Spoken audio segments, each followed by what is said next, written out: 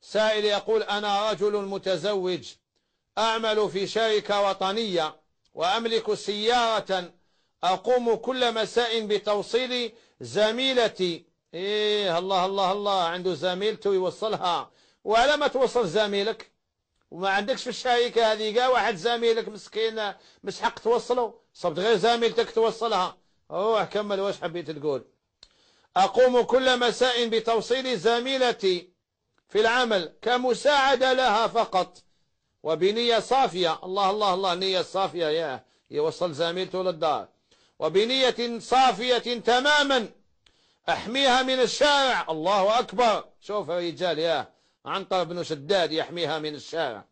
وحتى لا تدخل بيت أهلها ليلا. وهادو أهلها مادام عندهم الغيرة وعلى بنتهم ويزعفوا كي تدخل في الليل وما يعجبهمش الحال، وهادو على ما يزغدوش روحهم يروحوا يجيبوها ويوصلوها. شوف ذاك الغيرة، يجيبها زميلها في العمل باش أهلها ما يزعفوش كي تدخل ليلا. وحتى لا تدخل بيت أهلها ليلا. ولكن زوجتي تنكر علي. والله غير تستهل، ومرتك راهي على حق، مرتك راهي على حق، تنكر عليك. كيف كل يوم هذه انت دايما توصلها لدارهم؟ شكون كلفك؟ هذه المراه ماشي قادره توصل دارهم، تقعد في دارها تشري سياره يوصلها باباها، يوصلها اخوها، يوصلها عمها، يوصلها خالها. واش كلفك انت؟ زعما يحميها من الشارع. ولكن زوجتي تنكر علي. مرتك راهي على حق وترفض هذا الفعل.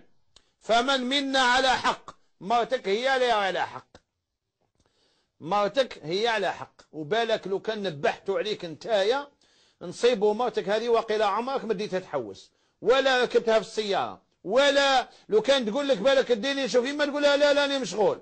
وزميلتك في العمل كل يوم هي نوصلك للدار باش نحميك من الشارع، ما عندكش كاع زميل في هذا العمل تروح توصلوا.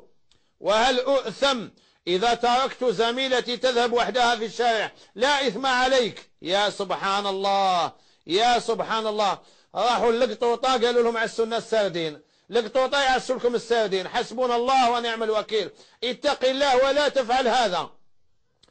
إذا كنت سائق في الشركة، سائق هاك تخدم سائق، هنا الشركة كلفاتك توصلها، هنا واجب توصلها، ديرها من الله، ما تركبهاش قدامك كيما مرتك، تركبها من الله وراك خالص. انا ماشي حرام عليك، انا ما رانيش نحكي على سائق خدمته يوصل الخدامات لبيوتهم، لا لا لا، انا نحكي على هذا زعما حب يدير الحسنات والاجر، يوصل زميلته كل يوم وكي يوصلها حين يقعدوا ساكتين، هي ساكته هو ساكت. هاي باينه، شفتي واش كاين، ها واش قال لي، وهاي ليك ومرتي وبابا واش تويب، يقولوا اصدقاء. بعد ما يقولوا اصدقاء انتيم، يا هكذا هما يحبوا هذيك انتيم وما فيها والو واسبخي لارج.